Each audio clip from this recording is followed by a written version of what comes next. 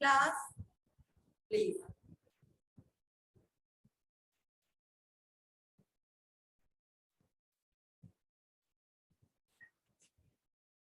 ठीक है, last class में क्या हुआ था ये बता दो, कौन सा टॉपिक हमने पढ़ाया था आपने?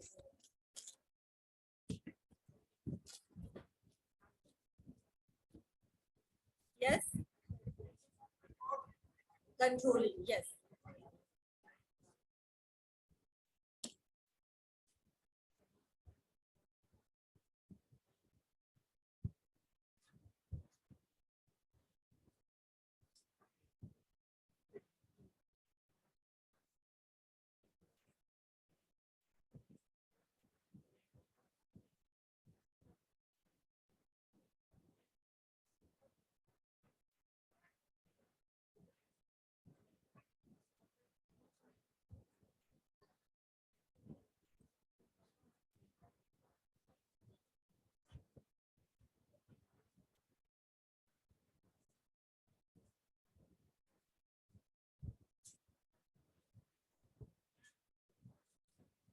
ठीक है,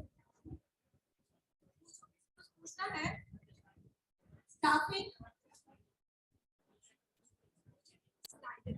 क्लास प्लीज, स्टार्टिंग से क्यों आपने ये क्लास में ठीक है करेंगे जब भी डिजाइन करवाएंगे मैं थोड़ा सा आपको बता दूं। चलते ठीक है, वापस से कुछ आपसे वापस से थोड़ा सा पहले से देखते हैं कंट्रोलिंग क्या है। कौन बता सकता है व्हाट इज कंट्रोलिंग? जो सुंदर हैंडराइटिंग है इसका है।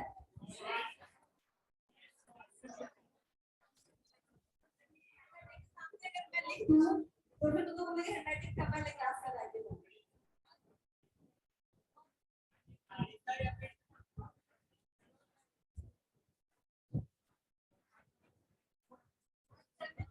कोड यूज किया है राइट।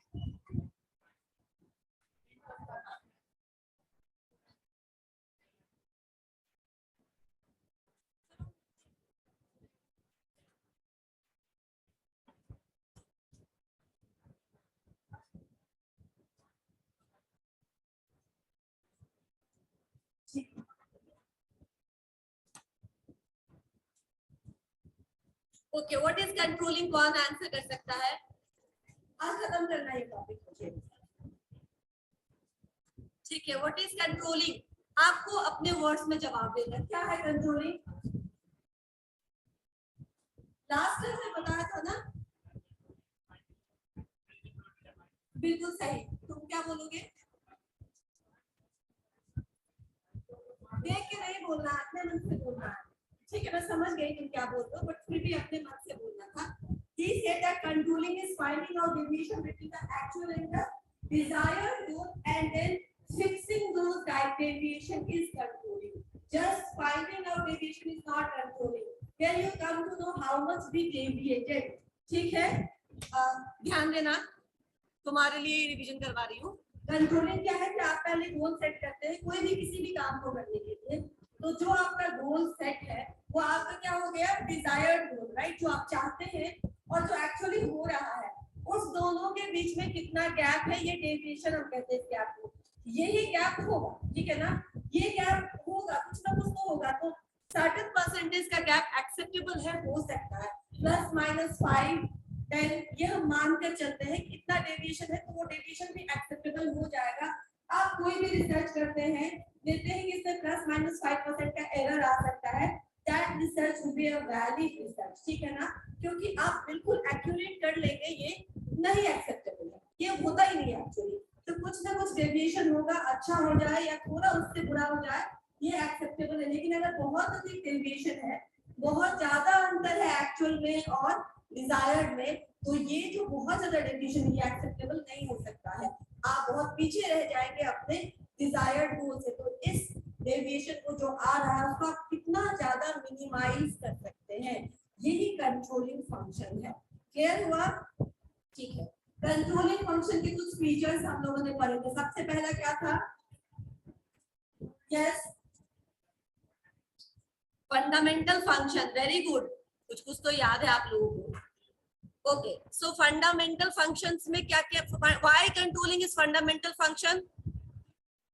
क्यों controlling fundamental function, one of the basic functions of management, right. आप कुछ भी करिए, ये कंट्रोलिंग पैरेलली चलते रहता है, कॉन्टिन्यूअस चलते रहता है थ्रू आउट द प्रोसेस। मैं आपको बताती हूँ ना, जब भी आप ड्राइविंग करते हो तो यू डोंट, आप कब कंट्रोल एक्सरसाइज करते हो, when somebody come to before your car और your bike, no, you keep control throughout your journey, right. So it is a continuous process and fundamental process, basic process है। जैसे हमने बाकी functions को देखा, planning है, planning के बाद ऑर्गेनाइजिंग है, उसी तरह one of the basic functions out of 5 functions, ये एक कैरेक्टरिस्टिक्स हुआ। परवेसिव है, यानी कि प्रेजेंट एवरीवेयर, एवरीवेयर मतलब हर एक लेवल ऑफ मैनेजमेंट में, हर एक फंक्शनल डिपार्टमेंट में। अब मैं फंक्शनल डिपार्टमेंट बोल दूं तो आपको समझ में आ गया, वैसे ग्रुप्स या वैसे डिपार्टमेंट्स जो अपने फंक्शन के बेसिस पर डिफरेंशिएट किए गए, जैसे जैसे क्या, जोर से बोलो, मैनेजमेंट, ठीक है, एक डिपार्टमेंट मैनेजमेंट है, जो मैनेजमेंट के लिए, उसमें भी, उसके अंदर भी डिफरेंट डिपार्टमेंट्स। ऑफिस में अगर आप यहाँ की बात करें तो management department, IT department, commerce department, जैसे बीकॉम प्रोफेशनल आ गया, वो अपने अपने फंक्शन के बेसिस पे, कंपनीज में IT department, HR department, production department, purchasing department, functional department, हर जगह कंट्रोल करना पड़ता है या नहीं करना पड़ता। प्रोडक्शन के जो मैनेजर है उनको प्रोडक्शन कंट्रोल रखना पड़ता है, जो एचआर के मैनेजर है उनको ट्रेनिंग, मोटिवेशन, रिक्रूटमेंट, सिलेक्शन, इन सब चीजों के ऊपर, रेम्यूनरेशन यानी कॉम्पेंसेशन, इन सब चीजों के ऊपर कंट्रोल एक्सरसाइज करना पड़ता है। तो ये हर डिपार्टमेंट में हर लेवल पे होता है, इसीलिए इसको हमने क्या कहा, परवेसिव। ये ऑनलाइन बच्चे ना हर मिनट ज्वाइन करते थे, मुझे लॉक कर देना चाहिए। नेक्स्ट क्या है, कॉन्टिन्यूअस प्रोसेस है, ये आपको मालूम है, यानी एकदम एंड में एक्सरसाइज करने जैसा नहीं है, ठीक है, वो इफेक्टिव होता है, दिखता है कि आपने कितना कंट्रोल रखा थ्रू आउट द प्रोसेस। कैसे दिखता है, क्योंकि अंत में आपका डेविएशन कम आता है, तो इसका मतलब है कि आपने through out the process control exercise किया है। लेकिन ये थ्रू आउट द प्रोसेस चलने वाला फंक्शन है, ये बिल्कुल लास्ट में, जैसे planning is the first function, controlling is not the last function, it starts with planning। कैसे, क्योंकि जब तुम प्लान करते हो और जब गोल बनाते हो तभी आप देख लेते हैं जो हमारा स्टैंडर्ड है वो फिजिबल है कि नहीं है, and controlling starts with, last class में मैंने बताया था, एक ही पॉइंट ही बताया था, controlling starts with setting standard, right. जब आप स्टैंडर्ड सेट कर लेते हैं तभी आप कंट्रोल कर सकते हैं, बिना स्टैंडर्ड सेट किए कैसे आप कंट्रोल करोगे। अगर आपके एग्जामिनेशन में 60% is the standard for first division, अब हाउ विल यू मेजर कि आप फर्स्ट डिवीजन में आए या सेकंड डिवीजन में आए, कैसे मेजर करेंगे, आपको डिस्टिंक्शन मिलेगा, आपको गोल्ड मेडल मिलेगा, कैसे बताएंगे, क्योंकि ऑलरेडी स्टैंडर्ड सेट है 75% प्लस डिस्टिंक्शन, राइट, ठीक है, maximum mark in the university, gold medallist. अब समझ में आ रहा है, तो जब सेट है तभी तो हम कंपेयर कर पाते हैं ना कि हम किसमें फॉलो है, राइट। तो स्टैंडर्ड पहले फिक्स करना होता है, तो वो स्टैंडर्ड का फिक्स कर रहे हम लोग प्लानिंग के टाइम में, गोल सेट करते समय हम फिजिबल स्टैंडर्ड है कि नहीं है, प्रैक्टिकल स्टैंडर्ड है कि नहीं है, इसके लिए एक्चुअल प्रीमिसेस है कि नहीं। याद है प्रीमिसेस मैंने बताया था, अवेलेबिलिटी ऑफ रिसोर्सेज जो होना चाहिए उस काम को करने के लिए, उसके अकॉर्डिंगली हम प्लान करते हैं। So at the time of planning, when you fix the goal, you also set the standard, right? Clear? ठीक। नेक्स्ट मैंने कहा फॉरवर्ड लुकिंग, ये कैसे फॉरवर्ड लुकिंग बोले, या फिर इसको दूसरा टर्म और क्या बोल सकते हैं, फ्यूचरिस्टिक, राइट। फ्यूचरिस्टिक है यानी कि फ्यूचर ओरिएंटेड है। कंट्रोल क्यों करते हैं, क्यों एक्सरसाइज कंट्रोल करते हैं, जब ड्राइविंग कर रहे होते तो क्यों कंट्रोलिंग करते हो, ताकि एक्सीडेंट ना हो जाए और अपने डेस्टिनेशन पे पहुंच जाए, राइट। तो फ्यूचर को सोच करके अभी आप परफॉर्म कर रहे हो किसी चीज को, आप अधिक ध्यान से उसको कर रहे हो ताकि लास्ट में आपने जो सोचा है वैसा ही रिजल्ट आए, तो ये फ्यूचर ओरिएंटेड है ना, अभी आप काम कर रहे हो लेकिन फ्यूचर को कंट्रोल करने के लिए, ठीक है। Next action oriented, action oriented मतलब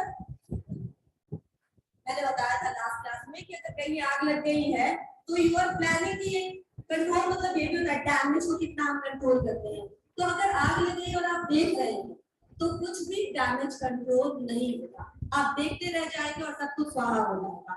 अगर आपको बचाना है तो आप प्रायोरिटाइज भी करते हैं, यस यू डू प्रायोरिटाइज, कि सबसे पहले क्या सेव करना है, तो ठीक है जान माल का कोई नुकसान नहीं होना चाहिए, प्रायोरिटी यही होता है, ठीक है। तो पहले मुंह सेव करते, उसके बाद अगर कुछ और आप सेव कर सकते हैं तो आप, मैंने ये सब किया हुआ, I have actually witness one of the fire, ठीक है ना, जहाँ मैं सो रही थी वहाँ पे आग लगी थी।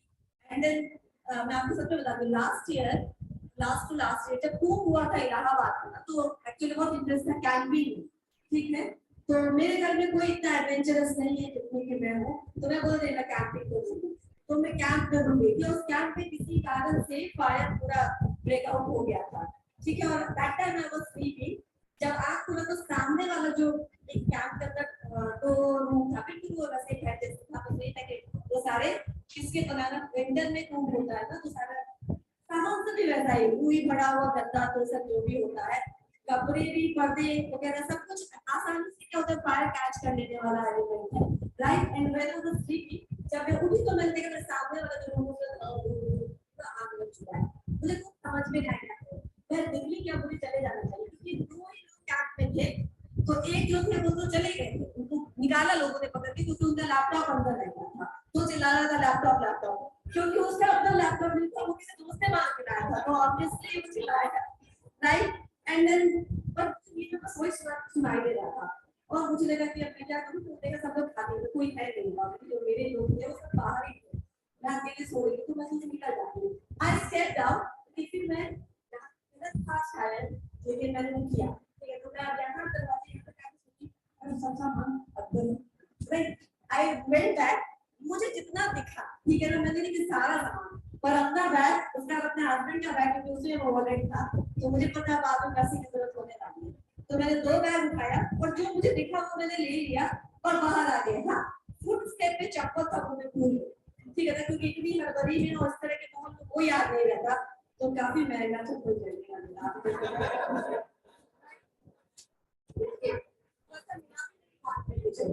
तो मैंने उठाया और मैं निकल गई वहां से, ठीक है ना। तो अब मेरा बेटा बहुत छोटा था ना, वो थोड़ा और डर जाएगा, वो हमें सारा सामान लिया, साथ का सामान भूल गया,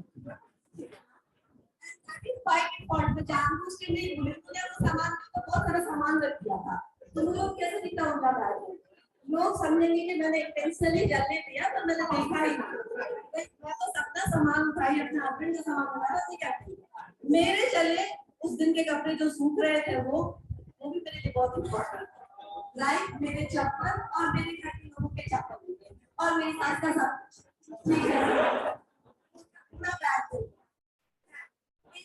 मैं बाहर निकली, तो पहले घूमने गए, वो बचा कि नहीं बचा, तो देखिए कि सब बाहर है, फिर देखिए सोने में ऑलरेडी ऑल दोस थिंग्स है वो हमारा, अब रह जाएंगे किसी होटल को बुक कर लिया गया, पर वहां मैंने देखा वहां बहुत हैवक होता है, मैंने भी कहा पता नहीं गलत क्या सही, क्योंकि मैं नींद हुई थी ना, नींद में उठ के बाहर भी आई, फिर देखा कि अचानक से याद आ गया कुछ अंदर है, तो मैं वापस चली गई और थोड़ी ही दूर पे था, मेरी एक फ्रेंड भी थी वहां पे, उसका आईफोन जल गया, ठीक है ना, मैं बोली मुझे तो मैं वो भी उठा लेती, पर मैं भूल गई, राइट ना आईफोन, नहीं एक्चुअली बाकी सब लोग अपना क्यों मैं पूजा पाठ करती हो रहा था, राइट, तो सब लोग उस समय पे थे, लेकिन मैं एक्चुअली रात को जल्दी करके गई थी, मैं थक गई थी, तो मैं सो गई, राइट। तो वो बाहर से चिल्ला रहे हो गया, अचानक से याद आ रहा था कि कौन रह गया, तो आज एक्चुअली कोई रहा ही नहीं था मेरे अलावा, सब ऑलरेडी बाहर थे, तो लोग आवाज देते या निकालते, लेकिन मैं आवाज क्यों गई, मुझे लगा सपने में मैं सुन रही हूँ आग, लेकिन खुला तो ऑलरेडी आ, ठीक है। तो मैं बाहर निकली बच गई, लेकिन मैं भूल गई कि how you damage, how you control the damage, मैंने तो बहुत अच्छा काम नहीं किया वापस जाके, एक्चुअली गलत किया, वो फिर मतलब 1 सेकंड का इधर उधर, राइट, 1 सेकंड में आपके कपड़े में लग सकता था, फिर वो सेविंग तो बचना मुश्किल हो जाता है, बहुत डेंजरस होता है, बट मुझे इतना थॉटफुल ना थी, इतना रैशनल डिसीजन में कहां लोग थे, उस समय तो जो दिमाग में आ गया आप कर लीजिए, ठीक है ना, तो मेरे दिमाग में जो आ गया मैंने कर दिया, सोच कर करती हूँ पक्का मैं बाहर संकट नहीं जाती, सिंस मैं अंदर थी इसलिए मैं तो सब कुछ लेके बाहर थी, समझ में आया, वो जो भी कहो, लेकिन अच्छी बात है, तुम लोग ऐसा मत करना, जैसे मौका निकले भागना, और जो लोग हो उसको निकाल के भागना, मेरे जैसा गलती मत करना, और कुछ नहीं होता है। ओके, मैं आपको फायर का एग्जांपल दे देती कि आप कैसे डैमेज कंट्रोल करोगे। 2-3 चीज गया गया हो गया, सोचिए कि मैंने मिनिमाइज कर दिया डैमेज को और अधिक डैमेज हो सकता था, राइट। लेकिन अगर आप देखते रहेंगे कि बैक्टीरिया कुछ नहीं बचाएंगे तो सब गया, राइट। कंट्रोलिंग एक्शन ओरिएंटेड है। मैं आपको ये अब एट द टाइम आप कुछ एक्शन लेते हैं कि नहीं, आपको मालूम है यहाँ पे नुकसान है तो कितना नुकसान। ये दूसरा सवाल आता है, सब कुछ चला जाए या जो भी प्रायोरिटी में है, जो भी आपके सामने है उसको आप सेव करेंगे, बाकी सब को क्या करेंगे, तो चला जाएगा तो चला जाएगा, नुकसान तो तय है। तो ये भी एक्शन ओरिएंटेड है। If you keep on thinking, if you keep on looking and then you don't take any action, तो बर्बादी पूरा हो जाएगा, आप कुछ भी बचा नहीं पाएंगे। कंट्रोलिंग है, जितना ही आपने सेव कर लिया, जितना ही डेविएशन आपने आने से रोक दिया, तो इसके लिए क्या लगता है, एक्शन, ठीक है ना। प्लानिंग के लिए थिंकिंग, राइट। कंट्रोलिंग के लिए एक्शन, ठीक है ना, यानी कि आप क्या उस समय करते हो। क्लियर। ये मैंने अपना एग्जांपल बोला, बाकी बहुत सारे जो पायलट होते हैं, जो एयरफोर्स के क्रू होते हैं, ये सब भी ऐसे एक्शन लेते हैं ना, या जाने देते हैं, नहीं जाने देते, अंतिम मोमेंट तक चीजों को फिक्स करने की कोशिश करते हैं, कैसे, एफर्ट लगा करके। इसीलिए कंट्रोलिंग मैंने कहा कि एक्शन ओरिएंटेड होता है। क्लियर हुआ, ठीक है। नेक्स्ट है डायनामिक प्रोसेस। डायनामिक प्रोसेस कैसे है, how it is a dynamic process. Dynamic मतलब सिचुएशन कैन चेंज, ठीक है ना। आपने जो अभी एजेंडा सेट किया है, गोल सेट किया है, फ्यूचर में अचीव करना और आप उसके लिए काम कर रहे हैं, लेकिन future situation can change, right. तो क्या क्या आप चेंज कर सकते हैं, या तो आप अपने एफर्ट लेवल में चेंज कर सकते हैं, यानी ज्यादा मेहनत करेंगे, ज्यादा मैन पावर बढ़ा देंगे, टेक्नोलॉजी एडवांस ले लेंगे, या फिर आप अपने स्टैंडर्ड को चेंज कर सकते हैं। स्टैंडर्ड को चेंज कर सकते हैं मतलब जो आपने सोचा था कि अचीव करना है, उस स्टैंडर्ड को एक बार रीचेक कर सकते हैं कि ये जो स्टैंडर्ड सेट किया था ये कोई फॉल्टी स्टैंडर्ड तो नहीं हो गया था, on the basis of the availability of resources, ठीक है। क्योंकि कभी-कभी हम लोग जब प्लान कर रहे होते हैं और जब गोल सेट कर रहे होते हैं, हम बहुत ज्यादा अति उत्साह में होते हैं। ऐसे कभी तुम लोगों के साथ हुआ है कि बहुत ज्यादा ओवर एंथुसियाज्म होता है, मुझे मालूम है सबके साथ ऐसा होता है, राइट। कि आप बहुत उत्साह में कभी-कभी गोल सेट करते हैं, लेकिन एक हफ्ते जाते जाते उसमें बहुत सारा पंक्चर हो जाता है, एंड देन यू रियलाइज कि कुछ गलत हो गया था, वापस इसको रीचेंज करने की जरूरत है, ठीक है। पॉजिटिव प्रोसेस, अभी मैंने बताया पॉजिटिव प्रोसेस कैसे है ये। अगर आप एक्शन लेंगे और डैमेज कम होगा, तो अगर आपका नुकसान कम हुआ तो पॉजिटिव प्रोसेस, राइट। आपने कोई ऐसा काम कर दिया जिससे ज्यादा नुकसान हो गया, तो नेगेटिव कंट्रोलिंग हमेशा किया जाता है, इसलिए ताकि जो भी रिजल्ट है वो हमारे फेवर में, है ना। तो फेवर में आने के लिए जब आप कोई कंट्रोलिंग एक्टिविटी करते हैं, इसीलिए हम बोलते हैं कि पॉजिटिव प्रोसेस, ठीक है ना। चीजों को अगर नुकसान होना चाहिए तो कम से कम नुकसान, आखिरकार आपने क्या किया, अधिक नुकसान होने से बचा लिया, राइट। या फिर ऐसा भी हो सकता है कि आपने नुकसान होने ही नहीं दिया, राइट। तो वो भी controlling, that's why it is a positive process, जिसका रिजल्ट आपके फेवर में ही आएगा। अगर बहुत गैप हो रहा है और अगर आपने कंट्रोलिंग एक्सरसाइज किया तो वो गैप कम हो जाएगा, मिनिमाइज हो जाएगा, तो इफेक्ट आपके फेवर में ज्यादा होगा। And the last one is wide scope. Wide scope because we can implement it anywhere, right? Anywhere, कहीं पे भी आप देख लीजिए, ऑर्गेनाइजेशन के किसी फंक्शन एरिया में देख लीजिए, किसी डिपार्टमेंट में देख लीजिए, कहीं पे भी आप इसको इम्प्लीमेंट कर सकते हैं, इसलिए it has a very wide scope. जैसे कि प्लानिंग का बहुत वाइड स्कोप है, ऑर्गेनाइजिंग का भी वाइड स्कोप है, ठीक है ना। आपका ये बहुत वाइड स्कोप का मतलब है ये बहुत जगह इम्प्लीमेंट किया जाता है और कंट्रोलिंग को यूज करके आप बहुत कुछ सेव कर सकते हैं, ठीक है। यही सब होगा लास्ट क्लास में, ठीक है। एक है डायरेक्ट एंड इनडायरेक्ट कंट्रोल, मैंने बताया था वैसे चीजें क्या कर रहे हो,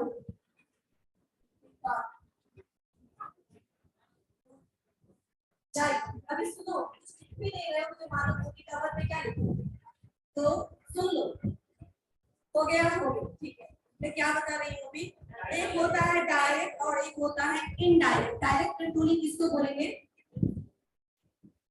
डायरेक्ट कंट्रोलिंग किसको बोलेंगे, actually this is controlling my limit, तो मैं पहले घूम जाती हूँ, अब फिर करना पड़ेगा, इसलिए मैं ये घूम रही हूँ। डायरेक्ट कंट्रोलिंग, जिन चीजों को आप डायरेक्टली कंट्रोल कर सकते हैं, जैसे कि अगर आपने ये तय किया है कि पर यूनिट कितना कॉस्ट आना चाहिए किसी बल्ब के प्रोडक्शन का, किसी फैन के प्रोडक्शन का, तो अगर वो अधिक हो रहा है तो आप उसको डायरेक्टली कंट्रोल कर सकते हैं, ठीक है, रिवाइज करके, कॉस्ट एस्टिमेशन को रिवाइज करके आप डायरेक्ट कंट्रोल कर सकते हैं। लेकिन मैं अच्छे से काम कर रही हूँ कि नहीं कर रही हूँ, मैं इफिशिएंटली क्लास ले रही हूँ कि नहीं कर रही हूँ, इसके लिए क्या कोई फॉर्मूला है डायरेक्ट इसके पास को कंट्रोल? ये इनडायरेक्ट होगा। इनडायरेक्ट कैसे? परफॉर्मेंस अप्रेजल के टाइम में सोनी मैम को ओनली 20% का इंक्रीमेंट दो, ठीक है ना, अपने आप में कंट्रोल हो जाओ। समझ में आया क्यों? क्योंकि मुझे चाहिए था 50% का इंक्रीमेंट, 60% का इंक्रीमेंट, 35% का इंक्रीमेंट, ये मिला कितना? 20% या 10%। मेरा बिहेवियर, मेरा परफॉर्मेंस कंट्रोल हो गया, इनडायरेक्ट वे ऑफ कंट्रोलिंग। इसीलिए डायरेक्ट कंट्रोलिंग बस हमारे पेरेंट्स ही आप लोगों कर सकते हैं, चार्टा लगाते, राइट, बाकी कोई नहीं कर सकता है, क्योंकि एम्प्लॉइज को, कस्टमर को, उनके सेटिस्फैक्शन को या उनके जो भी है एम्प्लॉय के रिटेंशन को, इन सब चीजों का आप इनडायरेक्टली करके, इन शॉर्ट डायरेक्ट कंट्रोल आप क्वांटिटेटिव टर्म में जो भी है उसको आप डायरेक्ट कंट्रोल कर सकते हैं। क्वांटिटेटिव टर्म मतलब इसको न्यूमेरिकल फॉर्म में आप एक्सप्रेस कर सकते हैं, ठीक है, उसको आप डायरेक्टली कंट्रोल भी कर सकते हैं। जैसे वर्किंग आवर, ठीक है ना, लोगों का पर मैन आवर कितना चाहिए आपको इतने यूनिट प्रोडक्शन के लिए, वो आपने ऑलरेडी तय कर दिया, किसी टाइम में किसी वर्किंग आवर में आपको सारा काम करवाना है, डायरेक्ट कंट्रोल कर सकते हैं इस चीज को। लेकिन किसी के मोटिवेशन लेवल को, किसी के सेटिस्फैक्शन लेवल को, कस्टमर के फीडबैक को कैसे कंट्रोल कर सकते हैं? Indirectly. In short, all those things which are expressed in quantitative terms can be directly controlled, and all those things which are expressed in quantitative terms, quantitative terms मतलब जिसको आप number form में नहीं, अच्छा, बहुत अच्छा ऐसे बोलते हैं ना, ये अच्छा और बहुत अच्छा क्या है? ये क्वालिटी है, और इस क्वांटिटेटिव टर्म्स को आप इनडायरेक्टली क्या करते हैं? कंट्रोल कर सकते हैं। इसी को हम डायरेक्ट इनडायरेक्ट बोलते हैं, और इसी को हम नेक्स्ट दूसरे तरीके से बोले तो फिजिकल फॉर्म में और फिनेंशियल फॉर्म में बोल सकते हैं। जो चीजें जिसका फिजिकल एग्जिस्टेंस है उसको क्या करेंगे? उसको फिजिकल कंट्रोल, ठीक है ना, बर्बादी बहुत ज्यादा हो रहा है, वेस्टेज ऑफ रिसोर्सेज, इसको हम फिजिकली कंट्रोल कर सकते हैं। लेकिन जो फिनेंशियल कंट्रोल है, जितने भी control monetary form, monetary terms में होते हैं, वो क्या हो गए? वो फिनेंशियल कंट्रोल होता है, राइट, जो डायरेक्टली कंट्रोल किया जा सकता है। क्लियर हुआ? अब इसके बाद जो आज पढ़ाना था उसकी बारी। एक second,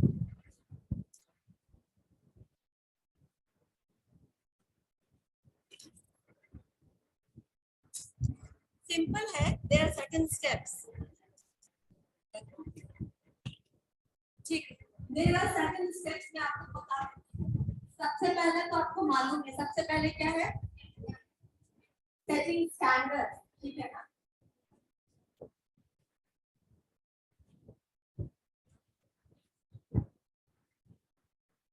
standards of performance.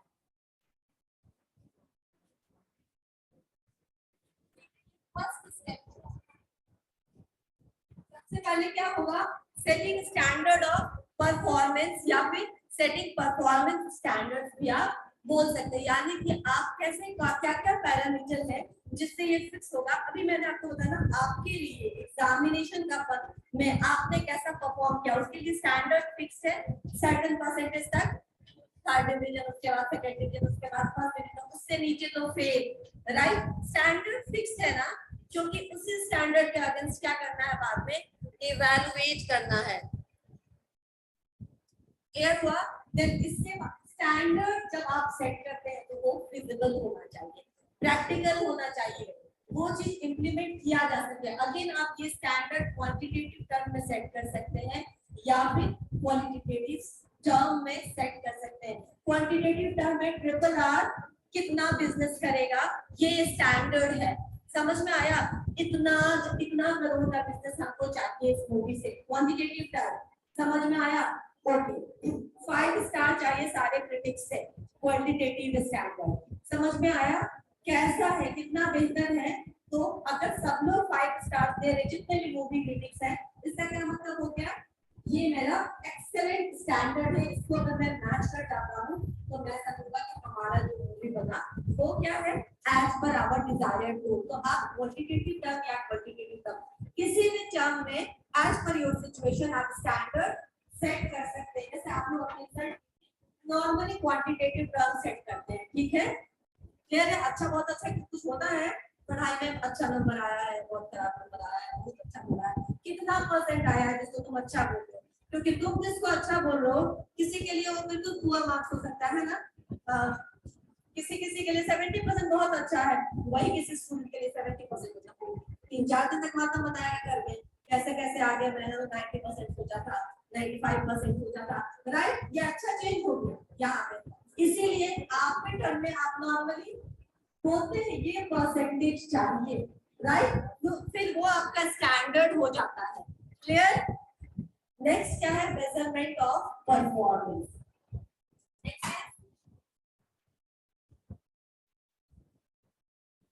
Measurement of performance, measurement में यूज है, ठीक है। मेजरमेंट ऑफ परफॉर्मेंस का मतलब how will you measure the performance, क्योंकि आपका स्टैंडर्ड सेट है, ठीक है, इजी हो जाएगा मेजर करना। क्या जो आप कर रहे हैं, आपके इंटरनल का marks one measurement of your performance, आपको final exam another measurement of your performance, right. तो आप स्टैंडर्ड के अगेंस्ट मेजर करते हैं ना परफॉर्मेंस। तो अभी क्या कर रहे हैं आप, आपका क्या परफॉर्मेंस है उसको आप मेजर करें। अगर वो क्वांटिटेटिव टर्म में तो बहुत आसान है, परसेंटेज में आपने सोचा था 90% आया लेकिन 85% आया, तो आपको समझ में आ गया ना मेजरमेंट की कितना मैंने अचीव किया, 90% ले आया, तो क्या हो गया। सेकंड टर्म में पहले आप मेजर करते हैं, समझने की कोशिश करते हैं कितना मेरा परफॉर्मेंस स्टैंडर्ड के आसपास है, and then what do you do, comparison, ठीक है ना। कंपैरिजन किसके किसके बीच में, सिंपल है, इसी को comparing, comparing standard, standard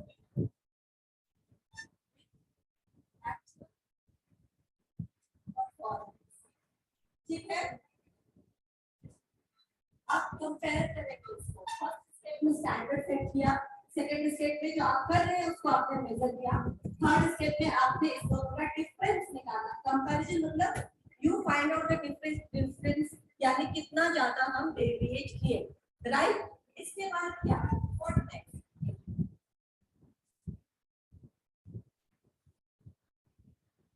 analysing deviation. जब आप कंपेयर करते हैं परफॉर्मेंस को, कंपेयर करने के बाद क्या होता है, आपको मालूम चलता है हाउ मच डेविएशन, कितना अंतर आया। अगर अंतर नहीं आया तो कंट्रोल एक्सरसाइज करने की जरूरत नहीं है, क्योंकि इसका मतलब है कि कंट्रोल रहा है ये एक्टिविटी, राइट। लेकिन अगर डेविएशन आया तो ये डेविएशन दो तरह का हो सकता है, दो तरह का डेविएशन हो सकता है, क्या, नेगेटिव एंड पॉजिटिव डेविएशन। जो तुमने सोचा था उससे नीचे आया तो नेगेटिव डेविएशन, जो आपने सोचा था उससे बहुत अच्छा आ गया पॉजिटिव डेविएशन। लेकिन सिर्फ नेगेटिव डेविएशन के ही रीजन, इसके बाद डेविएशन के बाद आप क्या करेंगे, देना किस रीजन से डेविएशन आया, यही फाइंड आउट करते हैं, राइट। एनालिसिस का क्या मतलब होता है, जब इलेक्शन होता है और पोलिंग होती है तो क्या होता है, कितना परसेंट वोट किस पार्टी को गया, बाद में उसका एनालिसिस किया जाता है, फाइंड आउट द रीजन, किस किस वजह से ये पार्टी हार गई और किस किस वजह से ये पार्टी जीत गई, होता है ना एनालिसिस। एनालिसिस का मतलब ही है, एनालिसिस का मतलब है कि फाइंड आउट डिफरेंट रीजन, किस रीजन से ये डेविएशन आया, ठीक है। मैं स्ट्रेट बोलना चाहती हूँ, तो एनालाइटिंग डेविएशन, राइट। अगर पॉजिटिव डेविएशन है तो इसका मतलब ये नहीं कि आप इसको एनालाइज मत करिए, ठीक है। अगर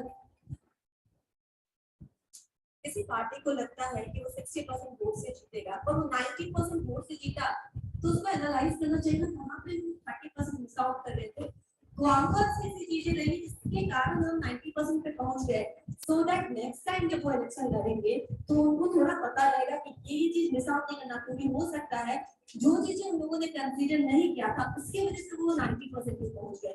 ये जो 30% का गैप है 60% से जीतेंगे और 90% से जीत गए, क्या क्या किया उन चीजों को देखो, क्योंकि ऑलरेडी किस बेसिस पे 60% हो गए मालूम होगा, लेकिन क्या चीज आपने कंसीडर नहीं किया उस चीजों को लीजिए, अगली बार वो भी आप कंसीडर करेंगे, राइट। सो पॉजिटिव डेविएशन का भी रीजन फाइंड आउट करना जरूरी होता है, एंड जो नेगेटिव डेविएशन है उसका तो आपको रीजन फाइंड आउट करना ही चाहिए कि किस किस वजह से ये फ्लॉप हो रहा है, जो भी यस। नेक्स्ट क्या करेंगे, जब डेविएशन किस वजह से रहा ये मालूम हो गया तो क्या करेंगे, राकेश बोलो क्या कौन सा एक्शन। डेविएशन अगर नेगेटिव है तो हम करेक्टिव एक्शन लेंगे, राइट। यानी कि जो भी जिस वजह से भी डेविएशन आया है, जिस वजह से भी कमी रही है, उसको कैसे हम रिमूव कर सकते हैं, रेक्टिफाई कर सकते हैं। सो एट लास्ट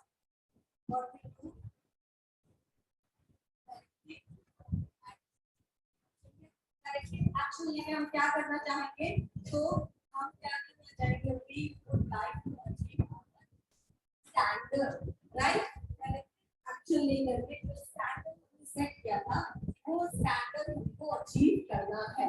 समझ में आया, क्लियर है। यहाँ पे आप जिस वजह से भी वो डिबेट किया, ठीक है, हो सकता है कि जब आप करेक्टिव एक्शन ले तो पूरा जो आपका सेट स्टैंडर्ड का वो आप नहीं मैच करे, तो यहाँ पे आप क्या कर रहे हैं, डेविएशन या गैप को एटलीस्ट थोड़ा कम करने की कोशिश कर रहे हैं। समझ में आया। अच्छा, अब जब हम करेक्टिव एक्शन की बात करते हैं तो दो चीज और बता दूं, जो कंट्रोलिंग होता है और फिजिकल और फाइनेंशियल बोला, डायरेक्ट एंड इनडायरेक्ट बोले। कंट्रोलिंग प्रोएक्टिव एंड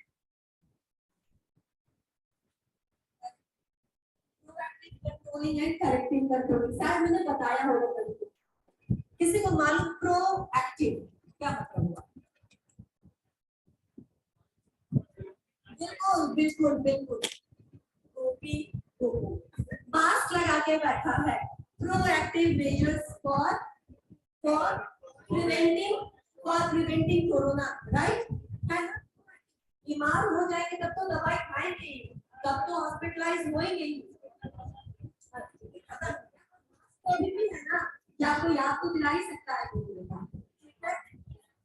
अच्छा चलो कोई और एग्जांपल नहीं, इलेक्ट्रीशियन जब रबर के सूट पहन के काम करता है, रबर के ग्लव्स पहन के काम करता है, तो प्रोएक्टिव मेजर से वो एक्सीडेंट वहां पे काम करते हुए उसको कोई भी ऐसा फटल एक्सीडेंट ना हो जाए, तो रोकथाम जिसको हम बोलते हैं, प्रोएक्टिव यानी कि घटना होने से पहले, नुकसान होने से पहले नुकसान नहीं हो इसके लिए जो मेजर्स आप लेते हैं, दैट बिकम्स प्रोएक्टिव मेजर। बेहतर है प्रोएक्टिव मेजर्स होना चाहिए। समझ में आया, क्योंकि यहाँ वही वाली बात है कि आप बहुत सारे क्या हो, जब चिड़िया चुगे खेत, क्योंकि यहाँ तो आपका नुकसान जो होना था वो हो चुका है, आप जा रहे हैं अंतिम में तो आप थोड़ा बहुत बचा देंगे, ऑलरेडी नुकसान हो चुका है। प्रोएक्टिव मेजर्स का मतलब होता है कि नुकसान होने से पहले ही आप क्या कर रहे हैं, वो सारे मेजर, वो सारे सॉल्यूशंस यूज कर रहे हैं जिससे एक्सीडेंट का चांस मिनिमाइज हो सके, राइट। तो प्रोएक्टिव एक्शन का मतलब होता है कंट्रोल बिना किसी एडवर्स रिजल्ट के, बिना किसी एडवर्स सिचुएशन के भी आप कंट्रोल कर रहे हैं। Proactive action. करेक्टिव मतलब गलती हो चुकी है, गलती होने के बाद जब आप गलती को मिनिमाइज करने की कोशिश करते हैं तो ये होता है करेक्टिव एक्शन। मैनेजमेंट में ज्यादा इंपॉर्टेंस है प्रोएक्टिव मेजर्स का, क्योंकि हर एक मिनट हर एक प्रोसेस के ऊपर कुछ न कुछ रिसोर्सेज इन्वेस्ट हो रहा है, एंड मैनेजमेंट का मूल मंत्र आपको मालूम है क्या है, क्या फिर से बोलो, अब डैमेज के टर्म में ही मत बोलो, मैंने बहुत सारा टर्म और बताया हुआ है। Yes, optimum utilisation of resources, best utilisation of resources, आप कैसे रिसोर्सेज को, और मिनिमाइजिंग वेस्टेज ऑफ रिसोर्सेज। आप क्या कर रहे हैं, जब आप एक बार गलत कर चुके होते हैं तो आप करेक्टिव एक्शन लेते हैं, तो आप 2 बार रिसोर्सेज को क्या करते हो, यूज करते हो। एक बार जो गलत हो चुका है, ठीक है ना, उसमें जुड़ गया, और दूसरी बार जो आप करेक्टिव एक्शन ले रहे हो उसके लिए टाइम भी है, उसको जल्दी है, तो प्लान आ गया, जो भी रिसोर्सेज है, जो भी रॉ मटेरियल, सब चीज का यूटिलाइजेशन, तो आपने वेस्टेज को मिनिमाइज नहीं किया, राइट। सो प्रोएक्टिव करेक्टिव एक्शन जो होता है, that helps in minimizing the wastage of resources. Why? It doesn't help in minimizing the wastage of resources, but still it helps in reducing the gap. ठीक है ना, reducing the gap मतलब जो आपने चाहा था और जो हुआ है उसके बीच में खींच तान करके कुछ तो आपने गैप को क्या किया है, फिल करने की कोशिश की है। इतना क्लियर है, यही है कंट्रोलिंग। एक सेकंड, कुछ एक पॉइंट्स और है, कुछ पूछना है तो पूछ सकते हो तुम लोग,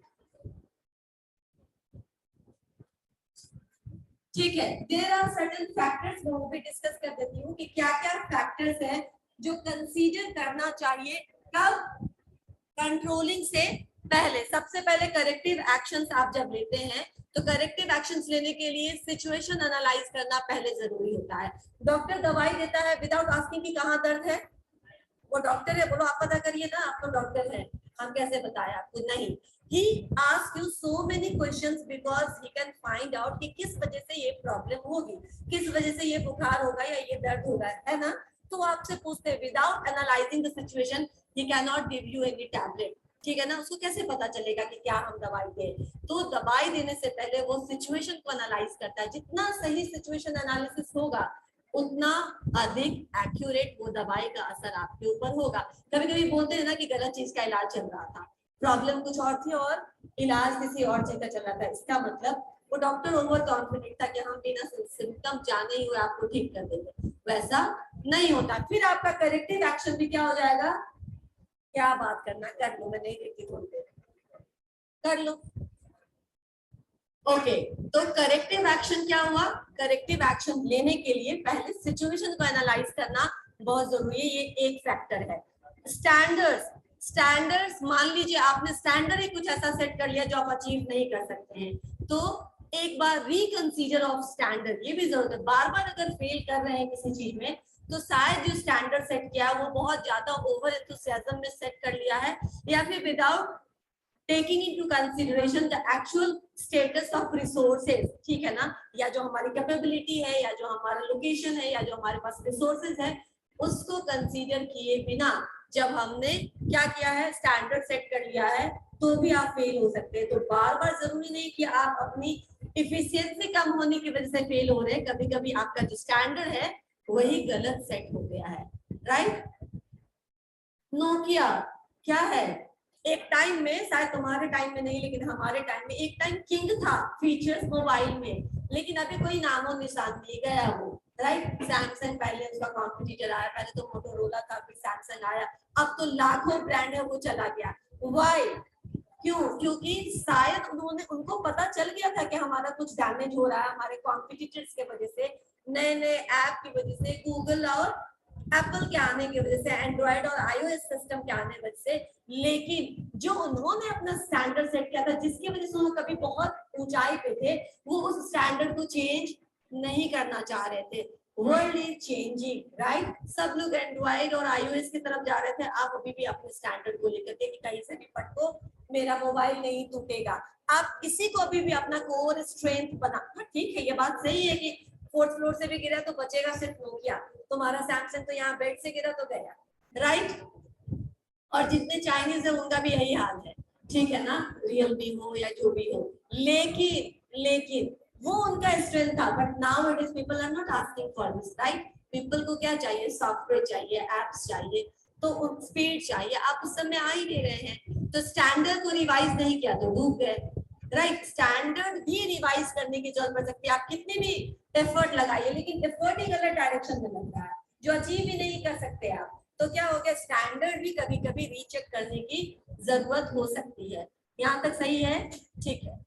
corrective action should be taken only by the concerned officers who are directly associated with the work. इसका क्या मतलब हुआ? गलती इस टीम ने की, सुधारने का काम उसको दिया, पता नहीं चलेगा ये किया क्या गलती, राइट? तुमको तुरंत पता चल जाएगा हमने क्या क्या गलती की थी, right? Because you people are involve throughout the process. आपको पता चलेगा यहाँ तो मेरा अंदर आपने बोला था कि ये मत करो, पर फिर भी मैंने किया था क्योंकि मुझे ये प्लान इतने दिन में खत्म करना था.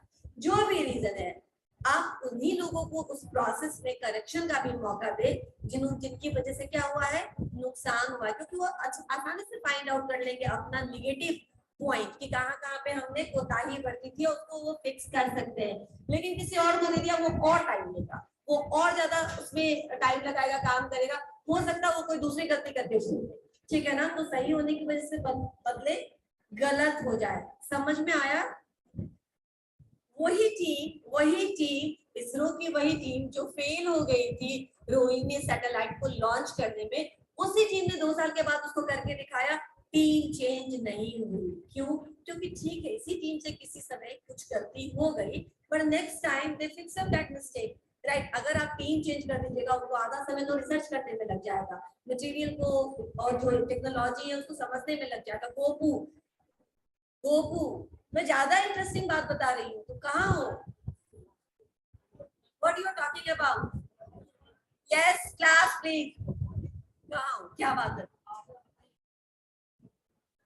उसको अभी मत समझाओ, मेरे बात समझा दो, ठीक है? अभी तुम समझ लो और अच्छे से, ताकि उसको एग्जाम्पल देके समझा देना, ठीक है? So what you did, same officer, same people, same personnel are involved in performing that particular duty, जो कि उस काम में पहले से लगा हुआ है, वो जल्दी फिक्स कर देगा, ठीक है? नेक्स्ट है policies, procedures etcetera should also be revised if needed. Yes, very important. आपका नियम कानून जो बना है ना, वही तुम्हारे गोल को अचीव नहीं करने देता है. तो नियम, अभी हमने ब्यूरोक्रेटिक मैनेजमेंट में ये पढ़ा था कि so many times we see that our rules and regulations are actually playing as hindrance. मैंने आपको बहुत सारे एग्जांपल्स भी दिए थे कि कैसे वो आपके लिए बैरियर हो जाता है, ठीक है ना? आपको आगे नहीं बढ़ने देता है. तो वो rules and regulations, if situation changes, if time changes, if technology changes, your rules and regulations should be, it's time to change those rules and regulations. समझ में आया? तो अगर जरूरत पड़े, लगता है कि इस पॉलिसी की वजह से हमको चेंज करना पड़ेगा, तो you have to change your policy. All the time मैं बोल रही हूँ, ऑल द टाइम फेल होने का रीजन ये नहीं होता है कि आप एफर्ट में कमी कर रहे हैं. कई बार आप एफर्ट प्रॉपर लगा रहे हैं, लेकिन जिस सब्जेक्ट में लगाना चाहिए या जिस स्ट्रैटेजी से लगाना चाहिए, उस स्ट्रैटेजी से आप नहीं लगा रहे हैं, राइट? मेरी तरह कर रहे हैं, मैथ्स को छोड़ के बाकी सारे सब्जेक्ट पढ़ रहे हैं, राइट? तो मैथ्स स्कोरिंग चैप्टर पे था, उसको हमने छोड़ दिया, बाकी सब जगह स्कोर कर लेंगे, लेकिन जो मैथ्स और संस्कृत में नुकसान हुआ वो कहीं से भरपाई नहीं हो पाएगा. तो ठीक है, थोड़ा कम है, लेकिन उसको भी अपनी स्ट्रैटेजी में आप क्या करिए, लाइए, उसके भी ऊपर काम करिए, एटलीस्ट 50% यहाँ से कंपनसेट हो जाए, ठीक है? यानी राइट डायरेक्शन में आप बढ़े, ठीक है ना? उसके लिए अगर आपको पॉलिसी चेंज करना पड़े, रूल्स चेंज करना पड़े, तो आप वो भी कर सकते हैं. Clear? And the last one is corrective action should be acceptable by the people involved in it. तुम जो सेकेंड ट्रायल लेना चाहते हो, जो गलतियां हो गई उसको सही करने में, उसके लिए सबसे जरूरी है कि पहले टॉप लेवल मैनेजमेंट को कॉन्फिडेंस मिले कि आप इसको सही कर देंगे, राइट? अगर वो जब तक आपको अनुमति नहीं देंगे, जब तक वो आप पे दोबारा ट्रस्ट नहीं करेंगे, दोबारा यानी once they did and you did exactly opposite to that, ठीक है ना? आपने क्या किया, वो ट्रस्ट खत्म कर दिया, तोड़ दिया, तो वापस से जब तक वो कन्विंस नहीं होंगे कि आप ये कर सकते हैं प्रॉपर्ली, तब तक नहीं हो पाएगा. इसीलिए सबसे पहले टॉप लेवल मैनेजमेंट को कॉन्फिडेंस में लीजिए कि next time I can do this. Clear? ठीक है? These are the factors. जब भी आप करेक्टिव एक्शन लेते हैं, यानी ये सब था कंट्रोलिंग के लिए, लेकिन इतनी सारी बातें जो मैंने अभी कही, this applies at the last point of controlling. जब भी आप करेक्टिव एक्शन लेते हैं, तो कहाँ करेक्शन करना पड़ सकता है, इसको कंसीडर करिए, रिकंसीडर करिए. क्लियर है? हो गया, इतना ही आज. नेक्स्ट क्लास में अटेंडेंस आ जाएगा? नहीं, यस मैम, नहीं मिल जाता है मुझे, उसको बहुत चलता है अटेंडेंस का. अभी बोलो तो एक भी कैरेक्टरिस्टिक्स तुम कंट्रोलिंग का अभिषेक बोलो, तुम चुप रहो, रोल नंबर 3। यस बोलो, क्या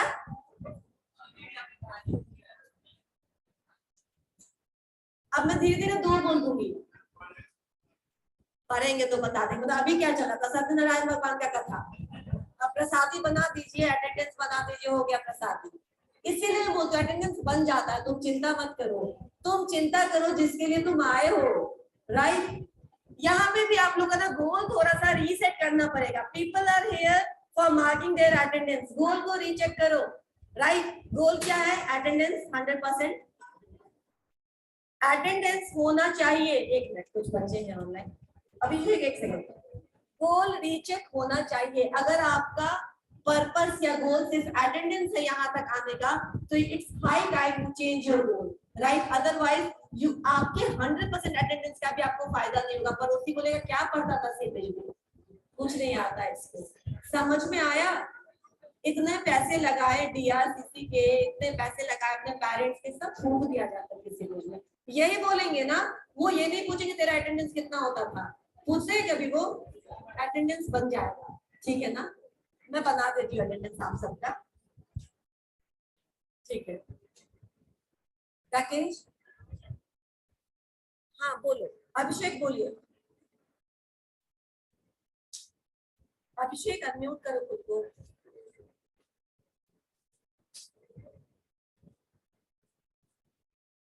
रोल नंबर 56 अभिषेक, लगता है गलती से हैंड रेज कर।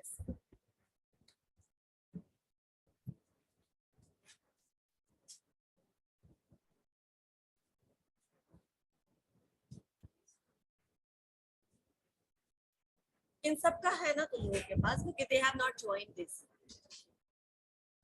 अभी 88 है, मुझे माइनस कर दो 87 है,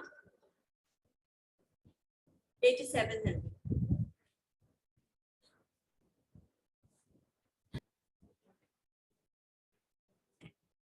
ठीक है, yes online students, ma'am yes तब से मेरा अनम्यूट नहीं हो रहा था एक्चुअली मैम, ये पूछना था कि कब तक चलेगा और ये क्लास। अच्छा, क्लास तुम जब तक वीडियो ऑफ करके क्लास करते रहोगे तो चलता रहेगा। मैम ना ही वीडियो ऑन हो रहा था, ना ही अनम्यूट हो रहा था, ना ही चैट हो रहा था, कुछ नहीं हो रहा था। मैंने बहुत बार ट्राई किया, मैंने आप लोगों को ऑडियो किया हुआ है। खैर कोई बात नहीं, पता नहीं मैम, देखते हैं, अभी भी नहीं हो रहा था, अभी हुआ है। मैंने देखते फिर हैं कब तक चलेगा, मुझे इंफॉर्मेशन नहीं है इसके लिए, जो भी सीनियर है। आपका क्लास मैम, आपका क्लास लाइक कितने दिन हो? थोड़ा रिवीजन करा के, ठीक है ना। Okay ma'am, thank you.